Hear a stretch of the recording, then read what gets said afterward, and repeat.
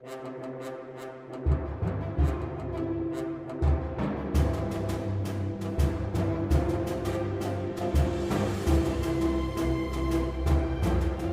again, I'm Steve Kime. Thank you for joining me today. This is show number 2 for the Kaw Lake Water Project. As promised, we want to keep you updated as much as possible and as often as possible to just really keep you informed on how the Kaw Lake Project is progressing and where the city of Enid is at this time. Well, I am flanked, or I have to my left and your right, 2 special guests today. The Director of Engineering for the City of Enid, you see him quite often. He's always talking at City Commission meetings and study sessions. Chris Gdanski. Chris, welcome. Steve. Thanks for coming back. And also our special guest is Michael Graves from, I was going to say Oklahoma City, but I think it's Norman. That's right. It's officially Norman. That's correct. And Michael is with a consulting group, Garver, and we'll talk about their role in just a minute. But gentlemen, thank you for joining me today on Kaw Lake Project Update number 2. It's a pleasure to be here. Here we are. Well, Chris, right off the bat, I mentioned the consulting group, Garver. Tell us about, not necessarily the selection process, but I guess from the City of Engineering perspective, you kind of needed some help on this project, and somehow you found these folks. Well, and that's actually very, very accurate, Steve. As you know, this project has a whole lot of moving parts, and to put it together properly and to execute it successfully, my staff is going to need some help. And so as we went through the evaluation and of what would the program consist of, we asked for some local firms and some nationwide firms to propose what they would like to do. As we went through the process, we picked Garver as the one that we wanted to help us with the preliminary engineering, the program management, execution, and construction management. As I said at the outset, Garver is the consultant on this project, and I mentioned Michael Graves. Michael, if you would, just kind of tell our viewers a little bit about yourself. Can you keep it to 20 words or less? I'll try. I'll try. Tell us a little bit about yourself and really your role at Garver, if you would, please. Well, I'm a vice president with Garver. I'm also one of Garver's program managers. Program manager is someone who would serve in a managerial role over a project like the Kaw Lake project. I've got about 23 years of experience in water supply projects. I've had an opportunity to provide water supply services for numerous communities in Oklahoma and beyond the state of Oklahoma as well. I've also had an opportunity to spend quite a bit of time doing surface water treatment projects, which is a very important component to the Kaw Lake project. Sure. Well, tell us a little bit more about Garver. You mentioned these water projects. Are they focused on those projects alone, or is Garver involved in other, engineering feats? We certainly have a keen focus on water supply projects, but Garver is a multidisciplined civil engineering firm, about 97 years old, based original corporate headquarters in North Little Rock office in North Little Rock, Arkansas. We've got about 17 offices all across the country, practicing all types of civil engineering. Okay. Well, I have kind of a 2-part question for you, gentlemen. Chris, I'll start with you. I can only imagine the challenges, and sometimes in the hallway, I hear some of these challenges from our engineering department about a proposed pipeline that may be 60, 70, 80 miles. And from the city's perspective, Chris, tell us about some of the challenges that you've faced. And to me, this is a monumental project. And it is. It's a very large project. But one of the key reasons why we're doing this is that access to groundwater is getting more and more difficult, and we find that you have to go deeper and deeper to get to the level of water to pump it out. And so through that process and the studies that we've done here in the city, we came up with Kaw as a very viable and sustainable water supply to augment our well field. The complications that we go through is making sure that we line up all the different components of the program so that through the design and execution and construction, and when you bring all the systems online at the same time, they all work together, they all work on time, and we end up with good, clean water out of the tap.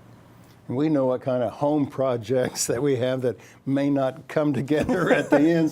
So you can imagine what a pipeline project. Michael, let me ask you something similar.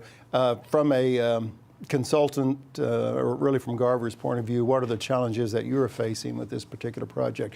Even though it sounds like you're well-versed in water projects as a company and organization, there's got to be some challenges with this. One of the unique challenges about this project is the integration of a surface water supply with a groundwater supply. Okay. Enid has become accustomed to the groundwater supply and has provided ample quality water for many, many years. As that started to deteriorate both from a quality standpoint and a quantity standpoint, the blending of the new surface water with the groundwater is certainly a challenge, but one that we've addressed many times in numerous communities in the past. I appreciate you bringing that up, because many times I've been approached and people say, well, I guess we're going to turn off the wells and then just draw water from Kaw Lake. That's not the case. There will be that integration. The water wells will probably always exist, but they will not be the primary focus to, get water out of those wells. And you mentioned infrastructure. Let's talk a little bit about delivering the water from Kaw to Enid. Now, my hometown is Perry, Oklahoma. And I would go visit my mom when they were building the dam up there at Kaw City. Mm-hmm. And so every other week or so, I'd be driving by and I would see the progress of that rather large lake. So tell us about some of the infrastructure of getting water from point A to point B, and point B is Enid. Right, there's lots of pieces in between point A and point B, as you probably know, Steve. Besides the distance. there's a great distance, approximately 70 miles of pipeline, but before that we've got to get the water out of the lake. So there'll be an intake structure, there'll be a pump station, there'll be a 70-mile pipeline, there'll be some storage along that pipeline, as well as a water treatment plant at the end of that pipeline to deliver the water to communities. Excuse me, when you said water, or storage of water along that pipeline, can you kind of elaborate a little bit about that? Or are we saying a big horse tank, or water trough? That's one way to look at it. Water in the ground, or what would be considered storage? A terminal storage reservoir, the ability to provide access to emergency water in the need that there's some type of issue with the pipeline where we had to take the pipeline out of service for some period of time. We'd be able to access that terminal storage reservoir. We're talking about 40 to 60 acres of stored water, stored raw water. Okay. Well, in my lack of engineering background and lack of water project background, when I think of getting water from the lake, I'm thinking of this spigot over by the dam that you turn it to the left and the water flows to Enid. So you mentioned something about the intake of valve or something. If only it was as easy as a spigot. So there's typically some... Tell us about this spigot on how we get the water out of the lake. Either one of you can address that.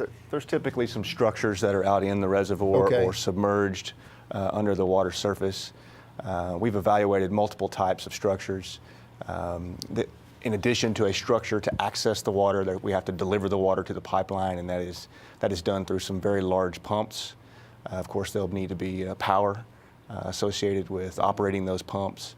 Other key things that are involved in the intake structure itself, or the intake pump station itself, are security, being able to keep the intake structure secure, and being respectful of the existing land uses that are in the area, as well as the uses of the lake. The City of Enid was very proactive in their approach at evaluating intake structures to try and minimize any disruption in use of the lake or the surrounding area itself. I apologize for this next question. It's not on our official sanctioned list of questions, but I'm just curious. On pipeline, you mentioned potentially 70 miles. Do you recall in the state of Oklahoma, were there pipeline projects, are you aware of that were longer, shorter, whatever? I was just trying to give a reference to our viewers to say, well, 70 is a long ways, but 140 is really long. Right. So I was just curious. There certainly is a precedent. I think about Stillwater, a neighboring community that also uses Kaw Reservoir. Okay. Stillwater has a raw water pipeline that's approximately 40 miles that has served them very well for decades. I think about Lawton. Lawton has a 50-mile plus raw water pipeline infrastructure to deliver water from Waurika Lake to two other lakes that they have access to. Tulsa's another one that comes to mind. Tulsa's raw water infrastructure system is some 55 miles. And then, of course, the largest example in Oklahoma is Oklahoma City, where they access water from southeast Oklahoma, pump that water up over 100 feet of elevation, over 100 miles to central Oklahoma. And let's keep in mind that back in the 50s, Enid put in a raw water line from the Ames field. And then in the 80s, we put it in from the Clio field. So we've done this before. This community has done this twice before. And Steve, for growing communities like Enid, Enid's already set a precedence of moving water Sure. long distances from the well field. Oklahoma City's having to replicate that again. And so now they are laying a parallel pipeline to that 100-mile pipeline that already exists. And Michael, that's a great lead into my next question, which was for Chris. You said Oklahoma City and a parallel pipeline.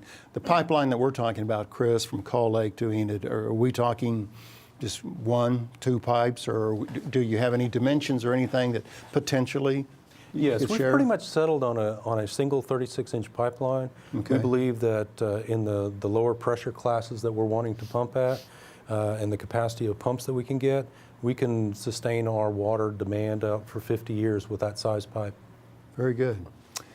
My special guest today on Kaw Lake Project, show number 2, if you will, is our Director of Engineering from the City of Enid, Chris Gdanski, and also from Norman with the Garver, the consulting group, Michael Graves. And we'll have more with these two gentlemen right after this. As I notice the logo over my shoulder, the blue logo, the Kaw Lake Project logo, you will find that logo also on the homepage of our City of Enid website, which is enid.org. And anytime you see the logo, you can click on that and you will find videos, you will find text information about the Kaw Lake Project. So we'll have more in just a moment. Thank you for staying with us. See you in a bit.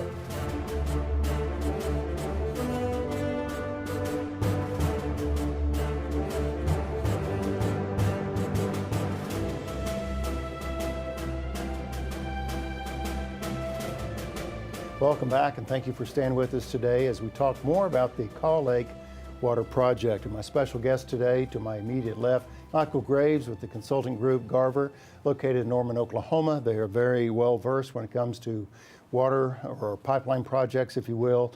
And then the Director of Engineering, Chris Gdanski. Michael, let me go back to you as in our second portion of the show. Once the water is withdrawn from the lake, and we talked a little about earlier about the intakes, if you will. Now, is this water going to flow by gravity from Ponca City all the way to here? It looks pretty level to me. So how's this going to? Sure. Will it flow with this gravity, or we're going to have to help it? That'd be great if it did, and there are certainly a lot of examples for communities that have that advantage of gravity flow from their reservoir.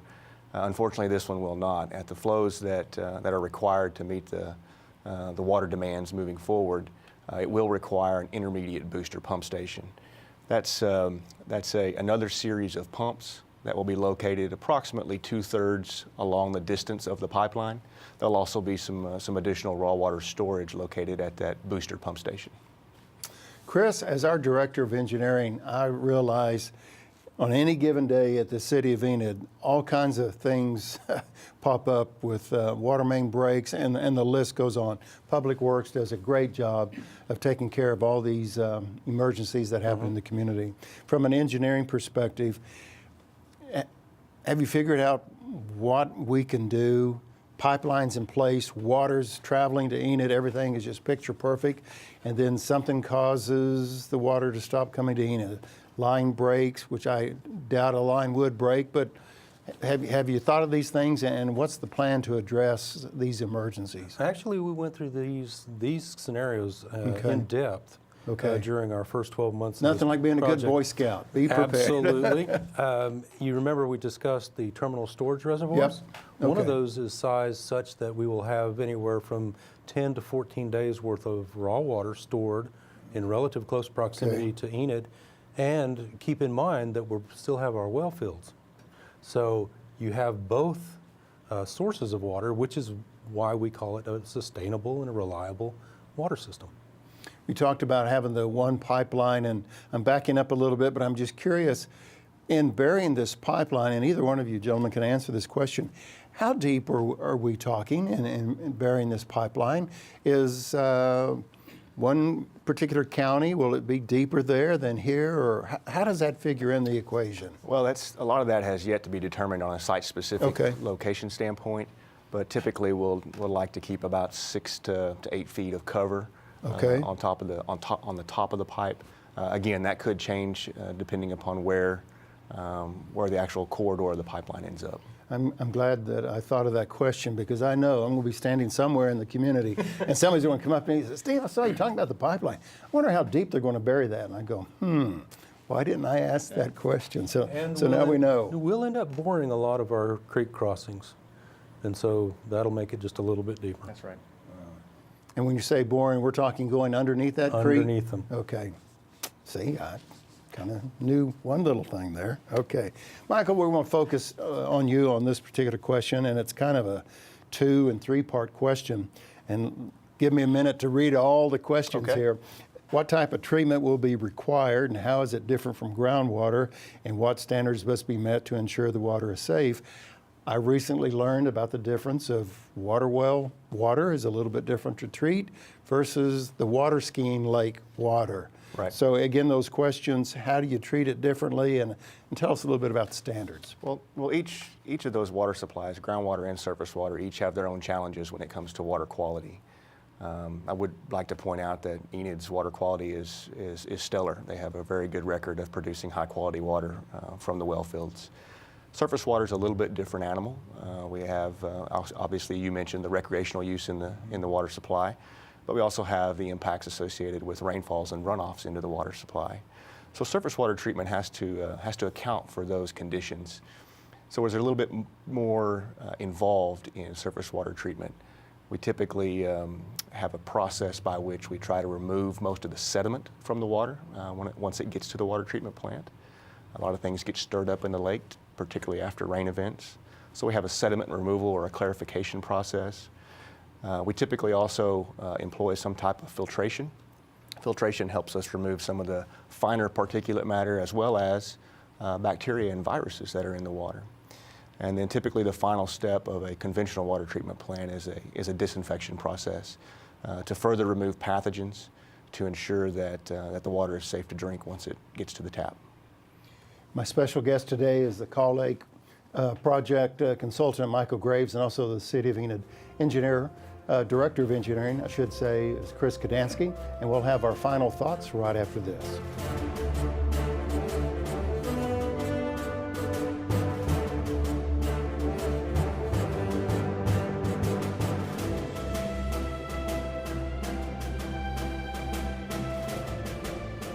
Thank you for staying with us on our show number 2 regarding the Kaw Lake Water Project. I appreciate you staying with us, and I always want to remind you that you can go to enid.org, the website for the City of Enid, and on the home page you will see the logo that is located behind us, and you click on that logo and you will find all kinds of information and reports about what's been accomplished so far. We were talking a little bit about water, and Michael, I guess my leading question here is, how are we assured that all of this integration and water from the lake and so forth, that it's going to be safe water? That's a good question. So there are certain guidelines and standards that have to be followed for any distribution of potable water. Enid follows certain guidelines and standards today with their groundwater. A little bit different standards are required for surface water, but all completed water or finished drinking water must meet the Safe Drinking Water Act, which is overseen by the Oklahoma Department of Environmental Quality as well as EPA. And so those standards are well defined, and we've implemented treatment projects very similar to this one, meeting those standards in the past. Chris, my question to you is about this switchover, if you will. Say we've moved down the road, we're in the future, whatever the future is, and will the switch to Kaw Lake water, will that be immediate? Is there this big old switch that's flipped, or how does that work? No, actually that'll be a very gradual switch. As we bring the pump stations and the pipeline and the treatment plant online and we verify that they're operating correctly, what we'll do is we will start to slowly change the blending ratio of surface water and groundwater. We do not intend to really ever go to 100% surface water. Okay. We're currently planning on a 1-to-2 blend, 1 part groundwater, 2 part surface water, but we will gradually get to that point. Okay, and I appreciate you sharing that, because I've often been asked, well, what are we going to do with the wells if the wells are still there and we're not using them? But as you're saying, we'll continue to use those. Absolutely. And they will be integrated. So, Michael, how is this integrated in the community? You've got both pipelines coming together, or both waters coming together. Yeah. How's this going to get distributed throughout the community? Certainly a challenge. I mentioned it earlier. That's one of the challenges that addressed on this program. But not too unlike the way it's distributed now. Right now, the City of Enid has 2 distribution points within the community. We're going to consolidate that to one site. We're going to locate that distribution point at the new surface water treatment location. Okay. So the groundwater will be blended with treated surface water in a 8 to 10 million gallon reservoir, underground tank, and then a pump station will distribute that water throughout the community. One of the things that we wanted to make sure was that the treated water quality was the same throughout the community. So east, west, north, south had the same quality of water, and that pressures that the community is accustomed to now would still be the same once the project was complete. I see. Michael, not to put you on the spot, but can you just kind of recap, kind of give us where we're at today, what's been achieved, Sure. what's been accomplished, checked off the list? Sure. We've been very busy for the last 12 months, and we've got quite a bit accomplished. I think the easiest way to say it is that we've developed a preliminary design for the program.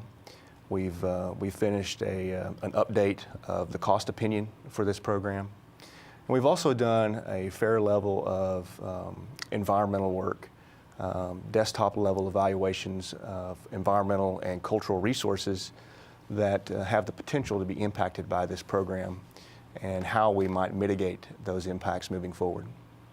You know, Enid is not the only community that needs water. You know, there's plenty of communities in the west and southwest where it doesn't rain, and we jokingly say it doesn't seem to rain very much past west of I-35, and there's numerous communities that are looking for ways to expand their ways to get water. So therefore, there's got to be some partnerships or some interest in partnerships, Chris. And so my question to you, what can you tell our viewers in regards to who's on board as a team? Because I know there's got to be some partnerships involved in this project. Well, unfortunately, we don't have any team members on board yet. But as I have said before, it would really be disappointing for Enid to make this kind of effort and to spend this kind of money and to build this kind of a system and not take care of our neighbors, or at least give them a chance. Having said that, I've had conversations with some of the executive director of the Oklahoma Rural Water Association. I've communicated with Perry. We've talked to Stillwater. I've talked to Blackwell, Tonkawa. It's a big step for everybody, and I really believe that once we take our step forward and commit to this program and show our commitment, that it'll be a lot easier for those others to make their decisions. But we are offering to anybody who's willing to discuss with us. We'll come talk to you. If you want to play, fine. Chris, is there a number? This is just kind of off the cuff here, but somebody is watching this show and they say, I need to talk to that Chris Gdanski guy. What would be a number to call, or even call Michael? What do you recommend? How would people contact you? Well, obviously you can get my contact information on our Enid website. Okay. Where we've done our departmental videos. Okay. Or you can call me at my desk phone at 616-7234. Okay, very good. Michael, thank you so much for making the trip up from Norman. And Chris, thank you for making the trip down the street to be right here. This has been very informative, and the whole point of our discussions is to enlighten myself along with our community and viewers on what the Kaw Lake Project's all about. And it's very, what's the word? It's very huge. It's the word. Yep. Very huge project. But gentlemen, thank you for being here today, and you did a great job sharing things with me. And as we move down the road, as we move down the pipeline, or wherever this project goes, we'll have you back and keep everybody updated on where we're at. Look forward to it. Very good. And thank you for joining us. Thank you for taking time out of your day to watch the Kaw Lake Project Update number 2 show. And again, as promised, we'll continue to provide these updates when the conditions really warrant that. Thank you for joining us. I'm Steve Kime. Thank you again for being part of your day today. Until next time, make it a great day.